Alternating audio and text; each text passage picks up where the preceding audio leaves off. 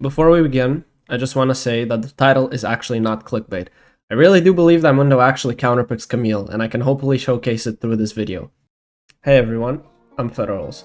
This is a video I've wanted to do for quite a long time, and alas, I finally completed it. In this video, I'm going to look at the matchup between Dr. Mundo and Camille, from the side of Dr. Mundo. This matchup is supposedly pretty tough to play, and if you just look at win rate over the last few patches, Mundo should lose to Camille. Win rate wise, he's much weaker than her.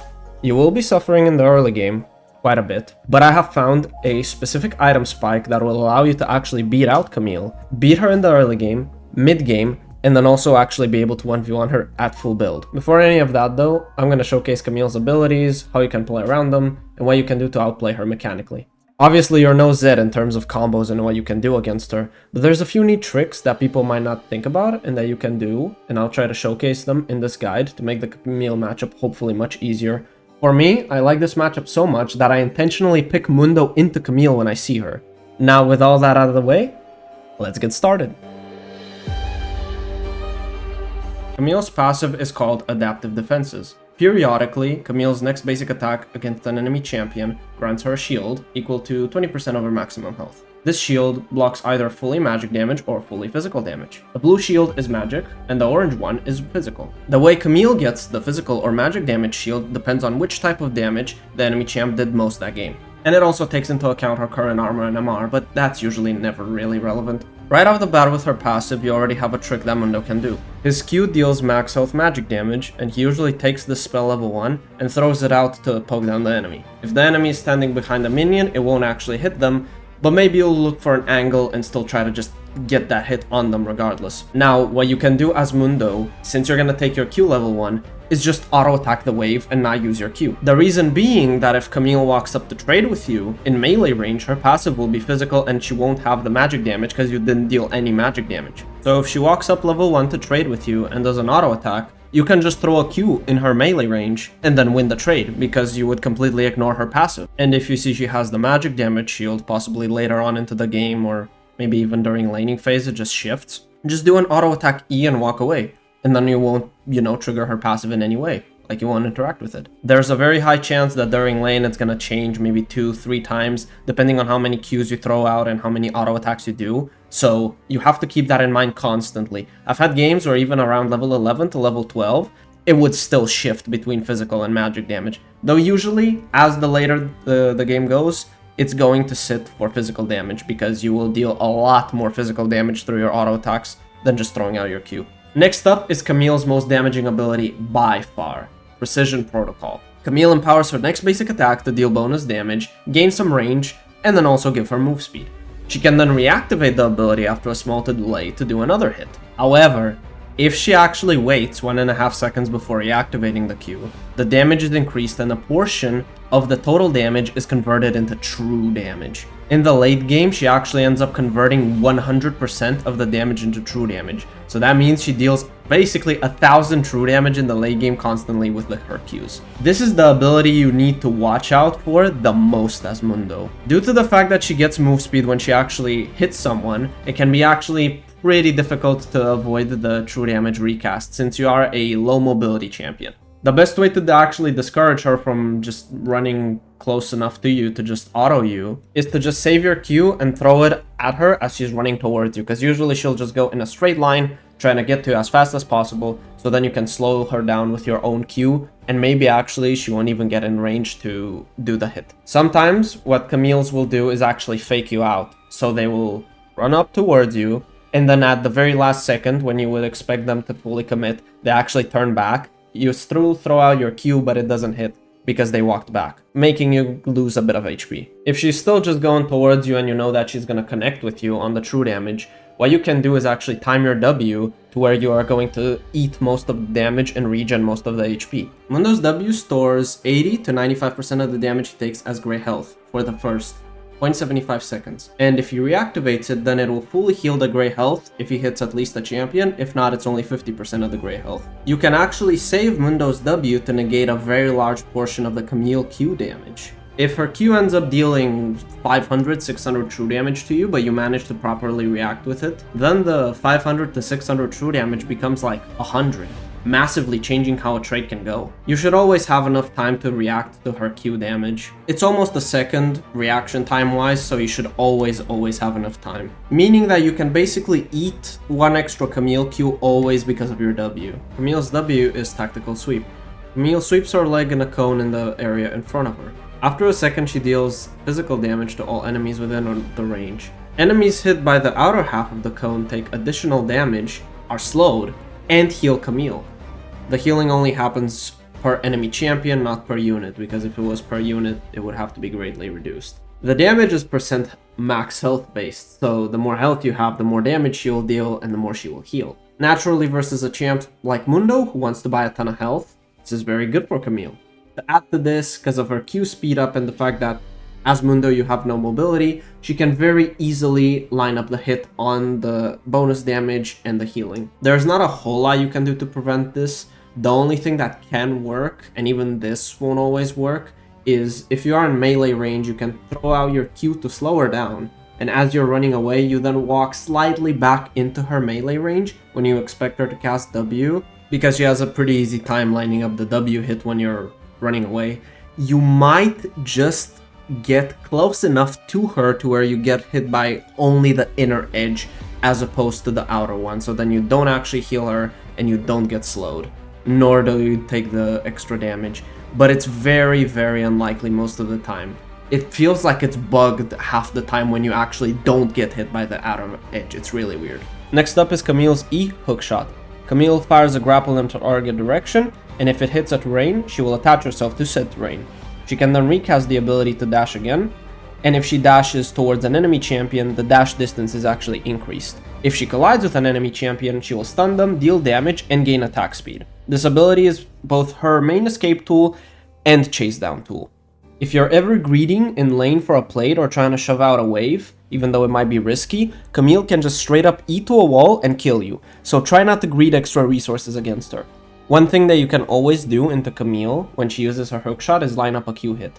Due to the fact that your Q travels in a straight line and she cannot reposition herself mid-dash, it means that it'll always guaranteed hit her.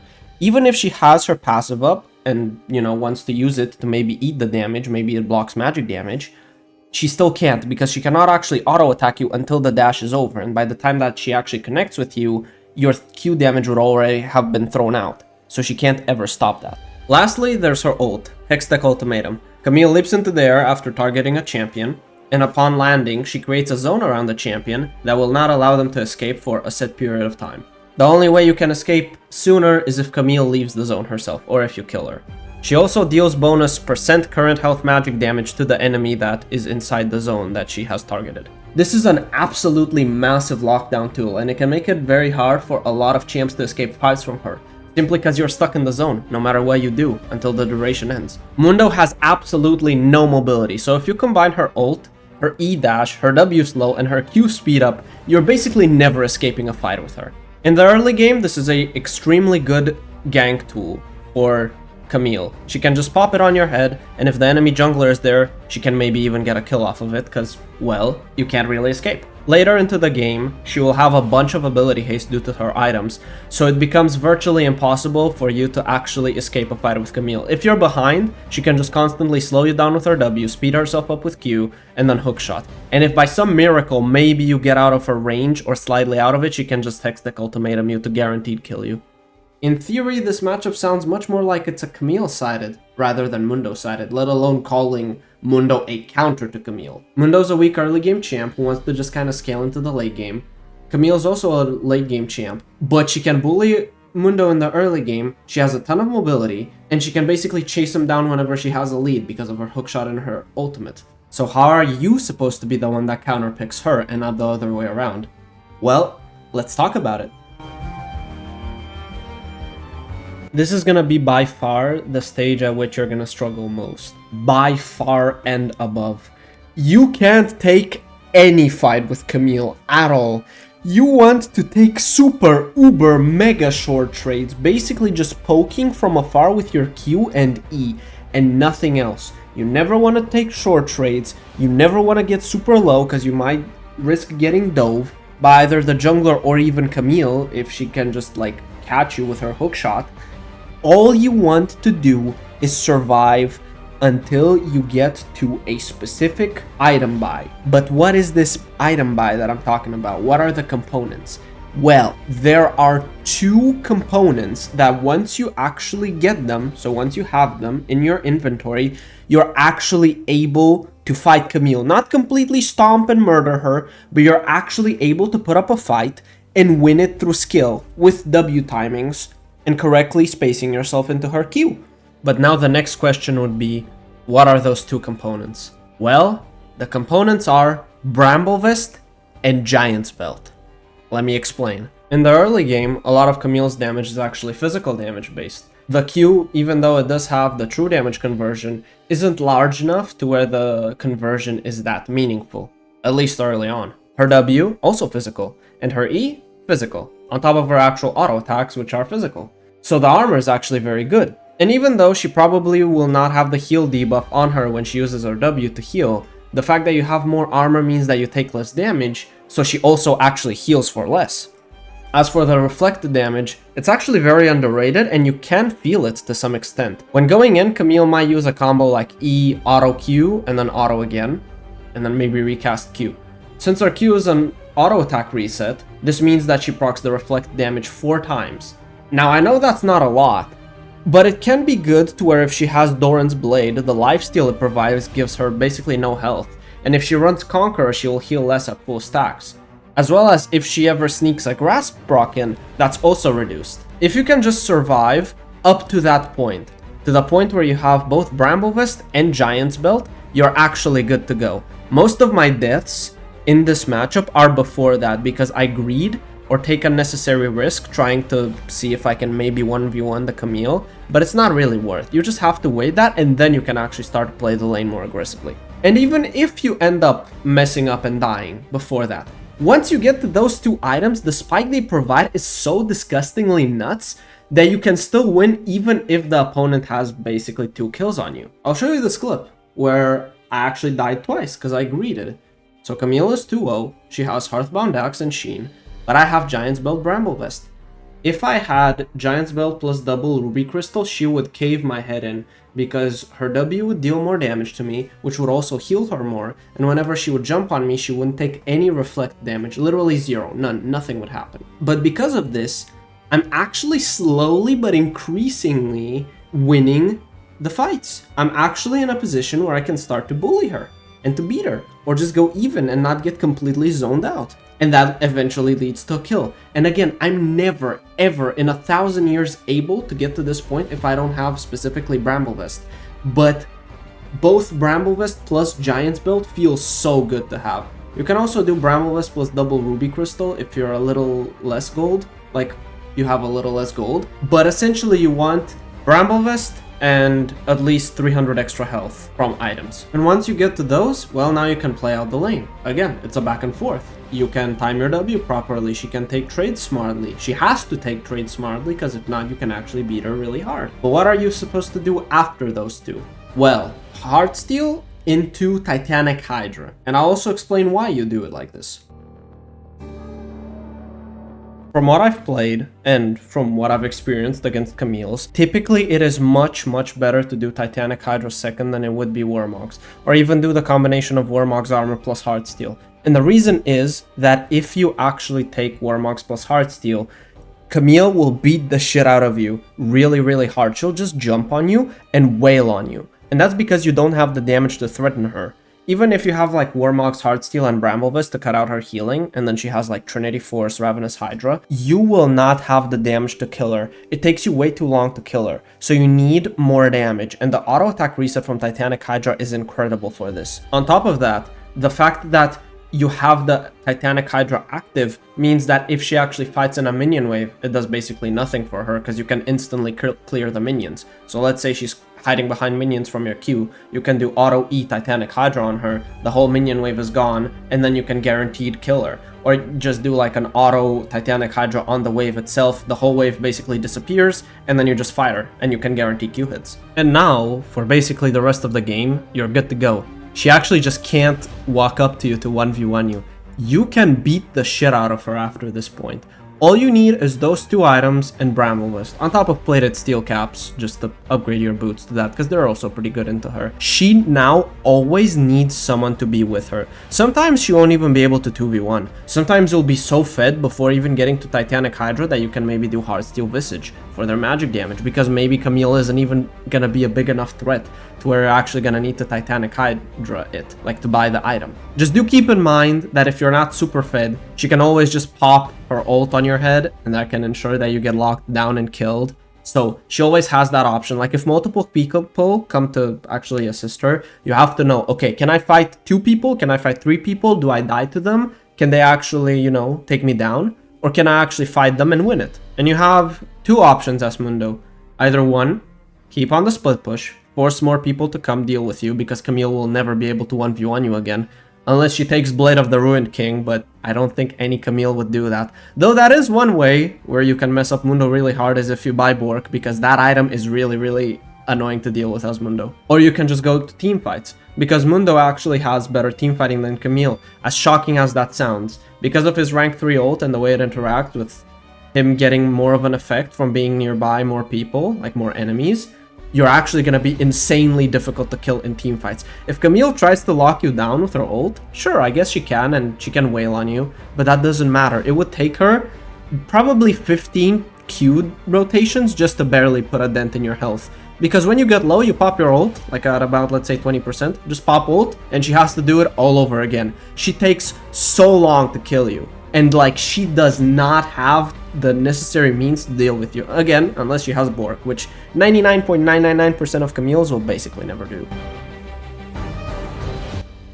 And now, the final section, which would basically come down to runes, summoner spells, and just itemization as a whole. So from starting item to full build. Rune-wise, you're basically never going to change anything here. You're always going to take the same things. Grasp of the Undying is always going to be your keystone, no matter what you do into Camille. Then Demolish, again, basically always. Second Wind is really good for the regeneration. Overgrowth, the best one in the tree for Mundo by far, because Revitalize does not actually affect his ultimate healing. It does affect his W and Q healing, but I don't think it's enough to warrant not taking Overgrowth. It's just way too good for him. Then you have Magical Footwear, just generally really good for Mundo. Then Approach Velocity. And then the last 3 are always going to be this. Attack speed and double health on the scaling. Then there's the actual summoner spells. You can either run Flash Teleport or Ghost Teleport. Both of them work well. I actually prefer Ghost Teleport into Camille more, because it allows you to actually chase her down at least a little bit more reliably if you ever get a pick on her. And you can kite out her Q very well. So for example, let's say you throw out a Q and you're looking for a kill, you ghost in, she then hits you with her own Q, but you can space yourself out really well out of her Q range, and then run back to finish the job once the Q2 expires, so that you don't take the true damage and potentially die. And now for itemization.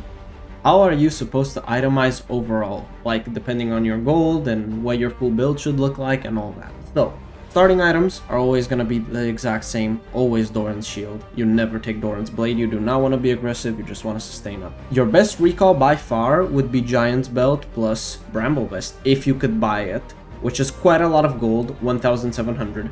So it costs quite a bit. But if you can actually survive till that point, that is the best recall you'll get if you can do it first.